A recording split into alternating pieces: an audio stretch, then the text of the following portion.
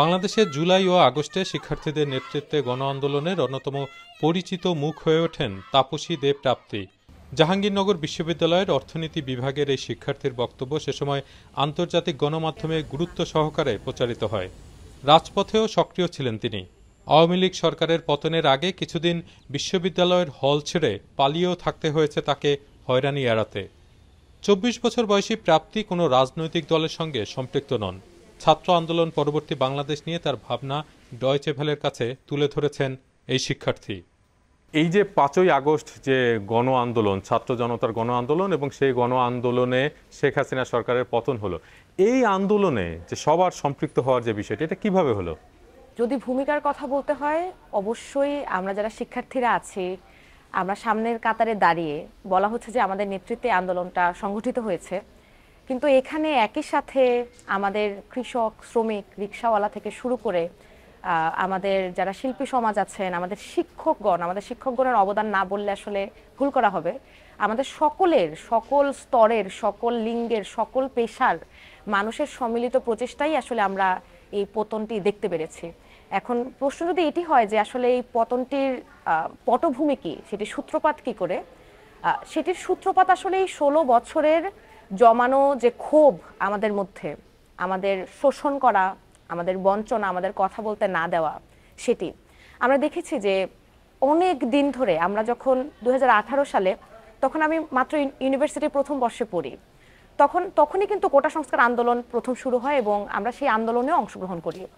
তখনকার আন্দোলনটিকেও ছাত্রলীগের গুন্ডারা, ছাত্রলীগের দালালরা এসে তারা আমাদের পিটিয়ে আমাদের আন্দোলনটা থামিয়ে দেয় এবং পরবর্তীতে একটি খুবই বাজে সিদ্ধান্তের মধ্য দিয়ে তখনকার খুনি প্রধানমন্ত্রী তিনি বলেন যে কোনো ধরনের কোটাই থাকবে না, যেটি আবার সংবিধানের সাথে ক্ল্যাশ করে। তার পরবর্তীতে আমরা দেখেছি যখন আমরা ২০১৮ সালে নিরাপদ সড়ক আন্দোলন করি, তখনও আমাদেরকে ছাত্রলীগ পিটিয়ে, পুলিশ দ্বারা আমাদেরকে টিয়ার শেল মেরে, আমাদেরকে গ্রেফতার করে আসলে আমাদের আন্দোলনটি স্তিমিত করে দেওয়া হয়। এবং তৎকালীন যে সড়ক পরিবহন ও সেতুমন্ত্রী, যদি আমি ভুল না করে থাকি, শাহজাহান খান, তিনি আমাদেরকে নিয়ে মক করেন, আমাদেরকে ব্যঙ্গ করেন, বিদ্রুপ করেন, হাসাহাসি করেন আর বলেন যে রাস্তাঘাটে মানুষ মরবে, এটাই তো স্বাভাবিক। তো এই যে আসলে আমরা দেখে আসছি, যখনই আমরা আমাদের ন্যায্য দাবিতে আমরা কথা বলি, আমরা আন্দোলন করি, যেগুলোর জন্য আসলে আন্দোলন করার কথাই না, একটা নিরাপদ রাস্তা পাবো, এটাই তো আমার ন্যায্য অধিকার হওয়া উচিত। আমি আমার চাকরি পাবো, একটি স্বাধীন রাষ্ট্রে পড়াশোনা করে আমি একটি সরকারি চাকরি পাবো, এটি তো আমার ন্যায্য অধিকার হওয়া উচিত। কিন্তু সেটির জন্য আমাদের বাধ্য হতে হচ্ছে রাস্তায় নামতে। এবং যখন আমরা রাস্তায় নামছি, দেখা যাচ্ছে যে আমাদেরকে নিয়ে কটাক্ষ করা হচ্ছে, আমাদেরকে বলা হচ্ছে রাজাকারের বাচ্চা, আমাদেরকে বিভিন্নভাবে হামলা করা হচ্ছে, অতর্কিত আক্রমণ করা হচ্ছে। এটি আর আমরা মনে করেছি যে এটি আর সহ্য করা সম্ভব না। এবং যেদিন আমাদের ভাইরা মারা গেলেন, প্রথম ৬ জন মারা গেলেন, আবু সাইদ সহ আরো ৫ জন, ওই দিন আসলে আমাদের ধৈর্যের বাঁধ ভেঙে গিয়েছে। এর আগে বলা হচ্ছিল আলোচনার কথা, এর আগে বলা হচ্ছিল সংলাপের কথা, কিন্তু আমার ভাইয়ের রক্তের ওপরে তো কোনো সংলাপ হতে পারে না। এবং এই প্রশ্নটি বাংলার আপামর জনসাধারণের, বাংলাদেশের আপামর জনসাধারণের প্রশ্ন ছিল যে চাকরি না দেবি না দে, কিন্তু আমার বেটাকে মারলু কেন, আমার বাচ্চাকে তো কেউ মারতে পারে না। সেই জায়গা থেকে আরেকটি কথাই বলবো, এটি আমার জন্য ব্যক্তিগতভাবে খুবই খুবই আমি বলবো ইমোশনাল, যে আসলে ৫ই অগস্ট ২০১৮ সালের শাহবাগের যে জায়গা থেকে পুলিশ আমাকে গ্রেফতার করে, ৫ই অগস্ট ২০২৪ সালে শাহবাগের ঠিক সেই জায়গায় দাঁড়িয়ে আমি শুনি খুনি হাসিনা সরকার দেশ ছেড়ে পালিয়েছে।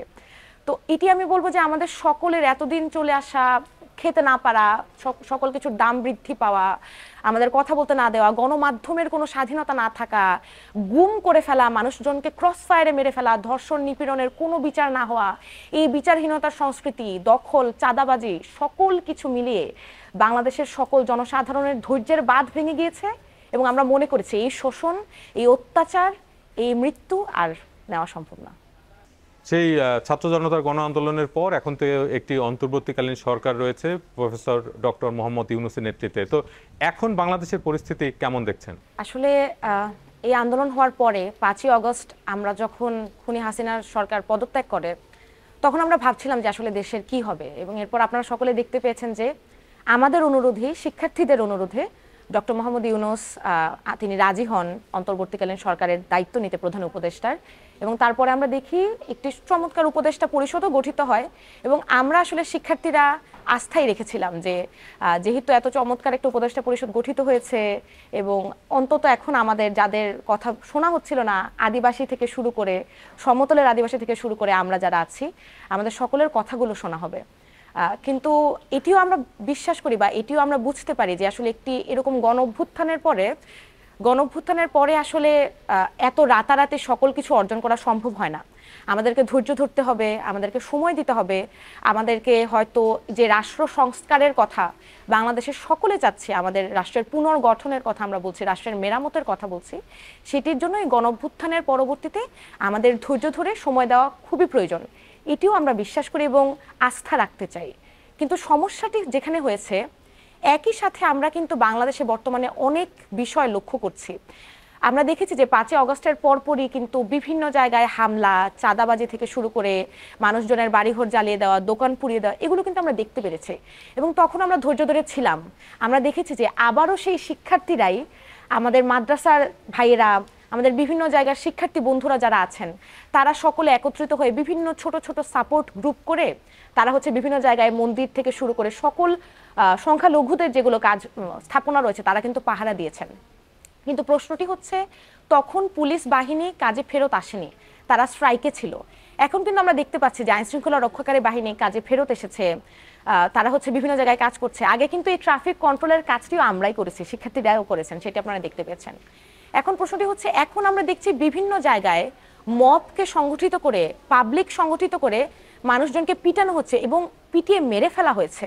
এবং আমরা এটিও দেখতে পাচ্ছি অনেক জায়গায় মাজার ধ্বংস করে দেওয়া হচ্ছে, অনেক জায়গায় আইনশৃঙ্খলার যে পরিস্থিতি, কক্সবাজারের একটি ভিডিও খুব ভাইরাল হয়েছে যে সেখানে একজন নারীকে তার পছন্দ মতো পোশাক পরেছিলেন তিনি, তার কারণে কানে ধরে উঠবোস করিয়ে সোশ্যাল মিডিয়ায় ছেড়ে দেওয়া হচ্ছে। শ্যামলীতে ফার্মগেটের সংসদ ভবনের সামনে যৌনকর্মীর সন্দেহে যৌনকর্মীদের এবং অন্যান্য নারীদের তারা পিটিয়ে, কিছু মানুষ পিটিয়ে সেটি ভিডিও ভাইরাল করে ফেসবুকে ছেড়ে দিচ্ছে। এবং এটি নিয়ে আমরা দেখছি যে আসলে যে পরিমাণ তৎপরতা হওয়ার কথা, সেই পরিমাণ তৎপরতা কিন্তু আমরা দেখতে পাচ্ছি না। আমরা দেখছি কিছু নারী সংগঠন বিবৃতি দিয়েছে, কয়েকজন প্রতিবাদ জানিয়েছেন, কিন্তু সরকারের উপদেষ্টাদের কাছ থেকে আমরা চমৎকার কথা শুনতে পাচ্ছি, কিন্তু সেই চমৎকার কথাগুলো কাজে রূপান্তরিত করা তো খুবই প্রয়োজন। আমরা সেই চমৎকার কাজগুলো কিন্তু এখনো দেখতে পাচ্ছি না। এগেইন আবারও আমি যেটি বলতে চাই, আমি জানি যে এত দ্রুত এত বিশাল আমূল পরিবর্তন হওয়া সম্ভব নয়। বিচারহীনতার সংস্কৃতি তো অনেক দিন ধরে চলে এসেছে, কিন্তু সামান্য তৎপরতাটুকু আমরা তো দেখেছি যে বিনা বিচারে আমাদের ভাইদের মরতে হয়েছে 16 বছরে। আমরা তো চাই না খুনি হাসিনার সরকার দেশ ছেড়ে গেল আবারও আমাদের ভাইদের বিনা বিচারে মরতে হবে। যেই মরুক সে তো আমার বাংলাদেশের নাগরিক। সেই জায়গায় যে বিচারহীনতার সংস্কৃতি এখনো চলছে, ধর্ষণ, নিপীড়ন, মব জাস্টিস যেটিকে আমরা বলি, মানুষজনকে পিটিয়ে সেটি সোশ্যাল মিডিয়ায় উদযাপন করার যে সংস্কৃতি, যৌনকর্মীদের তাদের অধিকার না দেওয়ার যে সংস্কৃতি, আমাদের আদিবাসী বোনেরা, বম সম্প্রদায়ের বোনেরা কিন্তু এখনো আটক। তারা সেই খুনি সরকারের আমলে আটক ছিলেন, তারা এখনো আটক আছেন। তাদের বের করার ক্ষেত্রে আসলে অন্তর্বর্তীকালীন সরকারের তেমন কোনো তৎপরতা দেখতে পাচ্ছি না। সেই সকল জায়গায় আমরা এখনো আশা করে আছি সরকার কাজ করবেন, কিন্তু একই সাথে আমরা এতদিন ধরে যেহেতু ধৈর্য ধরে বুক বেঁধেছি, আমাদেরও একটু শঙ্কিত হতে হচ্ছে। কেননা এই মব জাস্টিসের বাংলাদেশ তো আমরা চাই না। আমরা চাই সুষ্ঠু বিচার হবে, স্বাধীন বিচার বিভাগের নিরপেক্ষ তৎপরতায় সকল যারা দোষী তাদের দোষীদের শাস্তি অবশ্যই নিশ্চিত করা হবে এবং যারা নির্দোষ তারা ছাড়া পাবে।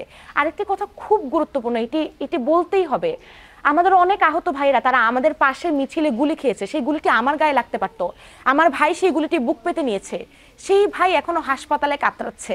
এখন আমরা দেখেছি কিছুদিন আগে যে তার হাসপাতালের আহত বাবা, তার চিকিৎসা করার টাকা ছিল না দেখে তিনি তার সন্তানকে বিক্রি করতে বাধ্য হয়েছেন। সেটি যখন গণমাধ্যম কর্মীরা ভাইরাল করলেন, তারা নিউজ করলেন, তখন আমরা দেখলাম একটি স্টেপ নেওয়া হলো। তাহলে কি এখন আমাদের আসলে অপেক্ষা করতে হবে আমাদের আহত ভাইদের কখন একজন গণমাধ্যম কর্মী তৎপর হয়ে তার কাছে যাবেন এবং একটি নিউজ করবেন এবং তারপর আমরা দেখব সোশ্যাল মিডিয়ায় কিংবা নিউজে, এবং তারপর তার আসলে আহতের চিকিৎসা, আহতদের পুনর্বাসন। কত ভাইদের আমরা হারিয়েছি, তারা একমাত্র উপার্জনক্ষম ব্যক্তি ছিলেন, তাদের পরিবার আসলে এখন খেতে পারছে না, এরকম অসংখ্য পরিবার আছে। তাদেরকে আমরা তো ভুলে যেতে পারি না, কেননা তাদের রক্তের উপর দাঁড়িয়ে আছি আমরা এই স্বাধীন বাংলাদেশে। তাদের অবশ্যই আহতদের সুষ্ঠু চিকিৎসা এবং পুনর্বাসন আহত পরিবারের, সেটির দিকে আমাদের নজর দিতে হবে। এবং শহীদ ব্যক্তিদের আমরা যাদের হারিয়েছি সেই শহীদদের ভুলে না গিয়ে তাদের আমরা আমাদের স্মৃতিতে চিরজাগরুক রেখে তাদের অম্লান রেখে আমাদের কাজ করতে হবে। এখনকার যে পরিবেশ, সেই পরিবেশে তো রাজনৈতিক দলগুলো সক্রিয় হচ্ছে, বিভিন্ন রাজনৈতিক দল নানা রকম কর্মকাণ্ড পরিচালনা করছে। তো এই রাজনৈতিক দলগুলোর অবস্থা এখন কেমন দেখছেন? আসলে বাংলাদেশের যে রাজনৈতিক দলগুলোকে বৃহদার্থে আমরা যাদেরকে দেখে থাকি, তাদের প্রত্যেকের মধ্যে যে সমালোচনাটি আমি করব সেটি হচ্ছে তাদের ইন্টারনাল স্ট্রাকচারই অগণতান্ত্রিক। অর্থাৎ আপনি যখন আপনার দলের মধ্যে অগণতান্ত্রিক আচরণ করেন, অথরিটেরিয়ান আচরণ করেন, আপনি ধারণ করেন যে আপনি প্রভু এবং বাকি দলের কর্মীরা শুধু আপনার অনুশাসন, আপনার উপদেশ কিংবা আপনার সিদ্ধান্ত মেনে চলবে, তখনই ঝামেলাটির সৃষ্টি হয়। এবং আমরা দেখেছি যে অনেক দিন ধরে, আমার বয়স 24 বছর, তো আমার আসলে জ্ঞান হওয়ার বা আমি বুঝতে শেখার পর থেকেই আমি দেখছি যে মূলধারার রাজনৈতিক দলগুলোর গ্রামে গঞ্জে প্রান্তিক মানুষের সাথে যে যোগাযোগ স্থাপন করা খুব জরুরি ছিল বাংলাদেশে, সেই যোগাযোগটা কিন্তু স্থাপিত হচ্ছে না। সেই জায়গা থেকে বর্তমানে আমরা দেখছি যে অনেক রাজনৈতিক দল আবার তারা তাদের রাজনৈতিক কর্মকাণ্ড করতে চাচ্ছে, তারা মূলধারা রাজনীতিতে ফিরে আসতে চাচ্ছে। আমরা দেখছি নতুন নতুন দলগুলোর আবির্ভাবও হচ্ছে, যারা হয়তো সামনের দিনে রাজনীতিবিদের কাতারেও এসে দাঁড়াতে পারেন। প্রশ্নটি হচ্ছে যে বাংলাদেশে সুস্থ ধারার রাজনীতি থাকবে, এটিই স্বাভাবিক এবং এটি হওয়া উচিত যে কোনো গণতান্ত্রিক রাষ্ট্রে। কিন্তু সমস্যাটি তখন হবে যখন আমাদের এই যে হাজার শহীদ ভাই বোন, তাদের রক্তের ওপর দাঁড়িয়ে আমি আবারও আমার রাজনৈতিক স্বার্থের জন্য যে কোনো অগণতান্ত্রিক সিদ্ধান্ত নিব, কিংবা যে কোনো সিদ্ধান্ত নিব যেটি আখেরে বাংলাদেশকে আবারও সেই ফ্যাসিবাদের দিকেই নিয়ে যাবে। আমরা দেখেছি 90-এর সময় আমাদের বড় ভাইরা, আমাদের বড় বোনেরা, তারা কিন্তু এরশাদের যে শাসনামল সেটিকে তারা স্বৈরাচার মুক্ত করেছিল। 90-এর বাংলাদেশের পরেও কিন্তু আমাদের আরেকটি স্বৈরাচার মুক্ত বাংলাদেশের লক্ষ্যে আন্দোলন করতে হলো। অর্থাৎ আমরা দেখেছি 90-এর পরবর্তী বাংলাদেশ, তখন যদি আমরা এই ধরনের রাজনৈতিক দলগুলো তারা যদি অগণতান্ত্রিক এবং অথরিটেরিয়ান আচরণ থেকে বের হয়ে তারা গণতন্ত্রের সুস্থ চর্চা করত, তারা যদি সুস্থ ধারার রাজনীতির মধ্যে থাকতো, তারা যদি দখলদারিত্ব চাঁদাবাজির রাজনীতি না করত, ছাত্রদের ছাত্র থাকতে দিত, লেলিয়ে দিত না কোনো তাদের মাদার অর্গানাইজেশনের কাজ করার জন্য, তাহলে কিন্তু আমাদের হয়তো এই 24-এ এসে আরেকটি খুনি হাসিনাকে দেখতে হতো না। কিন্তু সেই জায়গা থেকে এখন যেটি আমরা আমাদের শিক্ষার্থীদের প্রত্যাশা, আমরা অবশ্যই বাংলাদেশে গণতন্ত্রের চর্চা চাই। এটির জন্য আমাদের ভাই বোনেরা জীবন দিয়েছে। কিন্তু সেই গণতন্ত্রের চর্চার মধ্য দিয়ে আবারও সেই একটি দামি গণতন্ত্র আমরা চাই না, দামি নির্বাচন আমরা চাই না। আমরা চাই এমন একটি নির্বাচন হবে যেখানে নির্বাচন কমিশন থাকবে সুষ্ঠু, থাকবে নিরপেক্ষ, যে কোনো দল মত নির্বিশেষে নিরপেক্ষ নির্বাচন কমিশন গঠন, এবং সেই নির্বাচনটি হতে হবে সকল দলের স্বতঃস্ফূর্ত অংশগ্রহণে। কোনো ধরনের বহির্ভূত যে আমরা বাইরের এক্সটার্নাল যে ফোর্স বলি সেটি ছাড়া আমরা সকলে যেন ভোট দেওয়ার স্বাধীনতাটি পাই। আমার বয়স 24 বছর, আমি কিন্তু এখনো ভোট দিতে পারিনি, এবং আমি আমার অনেক বন্ধুদের জানি তাদের বয়স 30 বছর 35 বছর, তারাও জীবনে কখনো ভোট দিতে পারেনি। আমরা তো ভোট দিতে চাই, বাংলার সাধারণ জনসাধারণ তাদের সাংবিধানিক যে চর্চা সেই চর্চাটি করতে চায় বাংলাদেশে। কিন্তু সেই জায়গায় অবশ্যই অন্তর্বর্তীকালীন সরকার তারা সময় চাচ্ছেন, তারা বারবার বলছেন যে আমাদের রাষ্ট্র পুনর্গঠনে কিছু সময় প্রয়োজন, সেই সময় দিতে আমরা প্রস্তুত আছি। কিন্তু সেই সময়ের মধ্যে যেন দেশে কোনো বিচারহীনতার সংস্কৃতির আবার পুনর্চর্চা না হয়, যেন দেশে কোনো মানুষ বিনা বিচারে মারা না যান, যেন দেশে কোনো রাজনৈতিক দল আমাদের শহীদদের রক্তের উপর দাঁড়িয়ে দখলদারিত্ব চাঁদাবাজি এবং মানুষের মুখ বন্ধ করে দেওয়ার রাজনীতি, আপনি এই কথাটি বলতে পারবেন না, আপনি এই ভাষাটি ব্যবহার করতে পারবেন না, আপনি এই পোশাক করতে পারবেন না, আপনি পর্দা করতে পারবেন না, আপনি এগুলো করতে পারবেন না, এগুলো যারা বলছে এইটি করতে দেওয়া যাবে না।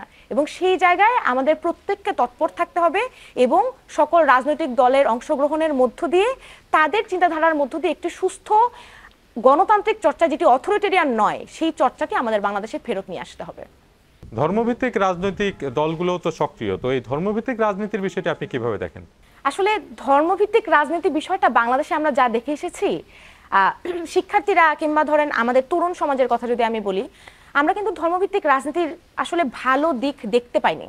আমরা দেখেছি যে হচ্ছে বারবার আমাদের ধর্মভিত্তিক রাজনীতি যারা করেন তাদেরকে আমাদের সামনে এমনভাবে উপস্থাপন করা হয়েছে যে তারা আর আমরা প্রতিদ্বন্দ্বী। আমি বলতে চাই, যে ভাইটি হেফাজতে ইসলাম করেন কিংবা যারা আসলে ধরেন এই ধর্মভিত্তিক রাজনীতিতে বিশ্বাস করেন, তারা যদি এটি মনে করেন, তারা বারবার বলছেন এখন ইনক্লুসিভিটির কথা, তারা যদি এটি বিশ্বাস করেন যে একই কাতারে দাঁড়িয়ে তিনি ধর্মভিত্তিক রাজনীতির চর্চা করবেন এবং আমি একজন হিন্দু ধর্মাবলম্বী, আমি পর্দা করি না, আমি হিজাব পরি না, আমিও দাঁড়িয়ে আমার কথাটি বলতে পারবো, কিন্তু সেটি কোনো আমানত হিসাবে নয়। আমি তো কোনো আমানত হয়ে বাংলাদেশে বেঁচে থাকতে চাই না। আমি স্বাধীন বাংলাদেশের নাগরিক, আমি একই অধিকার, একই সকল ধরনের একই সুযোগ সুবিধা চাই যেটি আমার অন্য ভাই কিংবা অন্য বোনেরা পাবেন। সেটি যদি তারা বিশ্বাস করেন যে হ্যাঁ এটি সম্ভব, যে সকল বাংলাদেশের নাগরিক কেউ কারো আমানত না হয়ে আমরা সকলে একই কাতারে দাঁড়িয়ে কথা বলবো কিংবা কাজ করব, সেটি সম্ভব।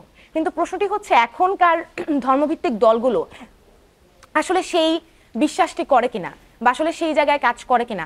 আমরা কিন্তু দেখতে পেয়েছি যে ধর্মভিত্তিক দলগুলোর মধ্য থেকে এই ধরনের আওয়াজও উঠেছে যে বাংলাদেশে আসলে কি ধরনের নারীরা কি ধরনের পোশাক পরবেন, নারীরা কোথায় যেতে পারবেন কিনা ইত্যাদি। সেই জায়গা থেকে বলবো এটি, সকল দলের সকল মতের রাজনীতি করার যে স্বাধীনতা, সেই স্বাধীনতায় আমরা বিশ্বাস করি, আমি বিশ্বাস করি। সকলেই নিজেদের রাজনৈতিক মতাদর্শ লালন করতে পারেন, কিন্তু আমাদের দেখতে হবে সেই রাজনৈতিক মতাদর্শ লালন করতে গিয়ে আমি আরেকজনকে আমার আমানত ধরে নিচ্ছি এবং আমি তাকে ঠিক করে দিচ্ছি তার কিভাবে চলতে হবে, তার কোন কথাটি বলতে হবে। সেটি তো গণতন্ত্র নয়, সেটি তো খুনি হাসিনার সরকারও করতে চেয়েছিল। সেই জায়গা থেকে ইনক্লুসিভিটির কথা বলছেন, অন্তর্ভুক্তিমূলকের কথা বলছেন, কিন্তু আমরা আবারও দেখতে পাচ্ছি ইনক্লুসিভিটির কথা বলে যাদেরকে নেওয়া হচ্ছে তারা আসলে ইনক্লুসিভ না, যাদেরকে নেওয়া হচ্ছে তারা আসলে চূড়ান্ত মাত্রায় অথরিটেরিয়ান। তারা শুধুমাত্র মানুষের মুখ বন্ধ করতে দিতে পারে এবং নিজের কথাটি বারবার বলতে দিতে চায়।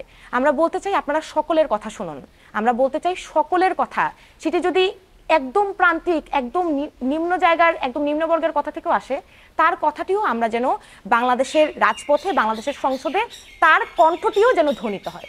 আপনি একজন বাংলাদেশের নাগরিক, একজন নারী এবং একটি নির্দিষ্ট ধর্মের অনুসারী এবং সেই ধর্ম আপনি চর্চা করেন। তো এই আপনার ধর্ম চর্চা করতে গিয়ে বাংলাদেশের পরিস্থিতি কেমন দেখেছেন? চমৎকার একটি প্রশ্ন। আসলে বাংলাদেশের একজন নাগরিক, একজন নারী, একজন হিন্দু, মানে যত জায়গায় সংখ্যালঘু হওয়া যায় আর কি, লিঙ্গের ক্ষেত্রে আমরা সংখ্যালঘু, ধর্মীয় দিক থেকে আমরা সংখ্যালঘু, এবং এখন আসলে এই কথাটি খুব প্রচলিত যে সংখ্যালঘু বলা যাবে না, আমরা সকলে সমান। কিন্তু এটি আমি আসলে এই বিষয়টি বুঝতে পারি না, যখন আপনি ক্লিয়ারলি একটি বৈষম্য করবেন, আপনি একটি রাষ্ট্রধর্ম করে দিবেন এবং সংখ্যাগুরুর যারা ধরেন আমি বলবো যে ম্যাক্সিমাম কিংবা হচ্ছে আমরা যাদেরকে দেখি তারা হচ্ছে সেটি প্র্যাকটিস করবেন, এবং সংখ্যালঘুদের যে অধিকার আপনি মাইনরিটি বলছেনও না, মানে এখন আপনি তাদেরকে মাইনরিটি বলতেও আগ্রহী না। কারণ তাহলে আপনি যদি মাইনরিটি বলতে আগ্রহী না হন, সেক্ষেত্রে সংবিধানে সকলকে যেরকম সমান অধিকার দেওয়ার কথা সেটি দেন, সেটি তো আমরা পাচ্ছি না। এখন কিভাবে পাচ্ছি না এটি বলতে গিয়ে আমি একটু আমার অভিজ্ঞতাটা আপনার সাথে বর্ণনা করব। সেটি হচ্ছে তখন খুনি হাসিনার আমল 2021 সাল, এবং দুর্গাপূজার সময় আমাদের বাংলাদেশে কিন্তু একটা নারকীয় একটা তাণ্ডব চলে, আমরা এটাকে বলি রক্তাক্ত শারদ। সেই রক্তাক্ত শারদে আমরা দেখি চট্টগ্রাম, কুমিল্লা, ব্রাহ্মণবাড়িয়া বিভিন্ন জায়গায় মণ্ডপ ভাঙচুর করা হয়, প্রতিমা ভাঙচুর করা হয়, এবং 2021 সালে এটির তৎপরতা এত বেশি কারণ সারা বাংলাদেশের অনেকগুলো জেলায় এই তাণ্ডবটি চালানো হয় এবং পূজা চলাকালীন সময়ে কিন্তু। এবং একটি আপনি যদি বলেন যে আসলে আমি ব্যক্তিগতভাবে ভয় থাকি কিনা, আমি ব্যক্তিগতভাবে ভয় থাকি না, কারণ আমি জানি যে আমার সাথে আরো 10 জন মানুষ আছেন, আমি জানি যে আমি একা নই, আমার বন্ধুরা, আমার বোনেরা, আমার ভাইরা আমার সাথে আছে। কিন্তু আমি দেখি একই সাথে আমার যে হিন্দু বন্ধুটি হয়তো অন্য একটি জেলায় বসবাস করছে, ঢাকায় থাকছে না, হয়তো আর একটু প্রান্তিক গ্রামে বসবাস করছে, সে কিন্তু ভয়ে থাকে, তারা কিন্তু ভয়ে আছে। এখন প্রশ্নটি হচ্ছে এই ভয়টি তাদের মধ্যে কিভাবে সঞ্চার করা হলো? এই ভয়টি সঞ্চার করা হয়েছে এই জায়গা থেকেই, কারণ স্বৈরাচার সবসময় চেয়েছিল মানে ডিভাইড এন্ড রুল। মুসলিম এবং হিন্দুরা যদি আলাদা থাকে তাহলেই তো শোষকের লাভ, তাহলেই তো স্বৈরাচারের লাভ, তাহলে আমাদের শোষণ করা যায় বেশি। নিজেদের মধ্যে দাঙ্গা করে, নিজেদের মধ্যে তাণ্ডব চালিয়ে আমরা হচ্ছে স্বৈরাচারের গদিটা আরেকটু শক্ত করি। আমি ভরসা রাখতে চাই যে এই যে ধারণাটি, এটি এখন আমরা সকলে বুঝতে শিখেছি। আমার সংখ্যাগুরু সম্প্রদায়ের ভাইয়েরা বোনেরা তারা এটি বুঝতে শিখেছেন, সংখ্যালঘু পর্যায়ের ভাইয়েরা বোনেরাও এটি বুঝতে শিখেছেন যে না, আসলে আমরা বাংলাদেশে হয়তো কেউ কারো ক্ষতি চাই না, কিন্তু এই যে একের পর এক প্রতিটা জায়গায় আমরা দেখি যে কোনো সময় যে কোনো পূজা আসলেই প্রতিমা ভাঙার যে একটি চিত্র কিন্তু আমরা দেখি, সোশ্যাল মিডিয়ায় দেখি, নিউজ হয়, এগুলো নিয়ে অনেক নিউজ হয়। কিন্তু কেন এগুলো এখনো চলছে? কারণ এগুলো নিয়ে কোনো ব্যবস্থা নেওয়া হয় না। বিচারহীনতার সংস্কৃতি বাংলাদেশে বারবার চলে আসছে। আমরা তারপর এটিও দেখেছি যে একদম ক্ষুদ্র ক্ষুদ্র পর্যায়ে সোশ্যাল স্ট্রাকচারে আমি যদি একদম সমাজের কথা বলি, আপনি শুধুমাত্র হিন্দুদের কথা তো আসলে এখানে বললে হবে না, এখানে বৌদ্ধ আছে, খ্রিস্টান আছে, এবং আমাদের আদিবাসী ভাই বোনদের কথা, তাদের কথা তো কোনোভাবেই ভুলে গেলে চলবে না। এই যে সংখ্যালঘু সম্প্রদায়ের মানুষজনকে আমরা আসলে ভিন্ন চোখে দেখছি কিনা, একজন আদিবাসী ভাইকে কিংবা বোনকে দেখলেই আমার মাথায় এই প্রশ্নটি আসছে কিনা, আচ্ছা ওরা হচ্ছে আদিবাসী। আমরা এখনো উপজাতি শব্দটি ব্যবহার করছি, কি ভয়াবহ ডিসক্রিমিনেটরি একটি শব্দ, আমরা সেটি ব্যবহার করছি। আমরা এখন একটি বাঙালি রোমান্টিসাইজড মানসিকতায় থাকি, আমরা পাহাড়ে যাব, জমি কিনবো, আমরা সেখানে বাস করব, হোটেল দিব, রিসোর্টে যাব। এগুলো তো আমাদের আদিবাসী ভাই বোনদের জমি, তাদের থেকে হটিয়ে নেওয়া, তাদের ঘরবাড়ি ধ্বংস করে, তাদের পরিবারকে জ্বালিয়ে দিয়ে সেই জমিগুলো দখল করা হচ্ছে। বাঙালি সেটেলাররা সেখানে তাণ্ডব চালাচ্ছে, সেনাবাহিনী পাহাড়ে কি করছে? এই প্রশ্নটি না বলে তো আমি আসলে সংখ্যালঘুদের যে অধিকার, সংখ্যালঘুদের যে সংগ্রাম, সেটা শেষ করতে পারি না। আমরা দেখছি পাহাড়ের সেনাবাহিনীর তাণ্ডব, পাহাড়ের সেনাবাহিনী দ্বারা নারী নিপীড়ন থেকে শুরু করে সকল কিছু, তাদের ভূমি দখল থেকে শুরু করে তাদেরকে বিভিন্নভাবে ধর্মান্তরিত করতেও বাধ্য করা হয় কিছু ক্ষেত্রে। সেই জায়গা থেকে আপনি যখন সংখ্যালঘুদের অধিকারের কথা বলবেন, ভয়ের কথা বলবেন, আপনার মনে রাখতে হবে বাংলাদেশের অনেকগুলো জাতি, বাংলাদেশে অনেকগুলো ধর্মের মানুষ এখনো বসবাস করে। তাদের প্রত্যেকের, আমার পাহাড়ি ভাই বোনদের, আমার আদিবাসী ভাই বোনদের, আমার বৌদ্ধ ধর্মের ভাই বোন, খ্রিস্টান ধর্মের ভাই বোন, হিন্দু ধর্মের ভাই বোন, সকল ধর্মের সকল জাতির স্বাধীনতা, তাদের কথা বলার, তাদের যে অধিকার, রাষ্ট্রীয় অধিকার, সেটি যদি বাংলাদেশের সরকার এবং অবশ্যই এখনকার অন্তর্বর্তীকালীন সরকার, তারা হয়তো বারবার বলছেন যে আমরা তো এত কিছু করতে পারবো না, এত কিছু আমরা প্রত্যাশাও করি না। আপনারা সামান্য কিছু করেন, আপনারা অ্যাকশন নেন, সেই অ্যাকশনটি আমরা এখনো কার্যে রূপান্তরিত হতে দেখছি না। পপুলিস্ট স্পিচকে আমরা এখন কাজে রূপান্তরিত হতে সামান্য হলেও দেখতে চাই। বাংলাদেশের সংখ্যালঘু সম্প্রদায় থেকে এই কথাটি বলার ছিল। আপনাকে অসংখ্য ধন্যবাদ ডয়চে ভেলেকে এই সাক্ষাৎকারে। আপনাকে এবং ডয়চে ভেলেকেও অসংখ্য ধন্যবাদ আমাদের বাংলাদেশের পরিস্থিতি পুরো পৃথিবীর সামনে তুলে ধরার জন্য।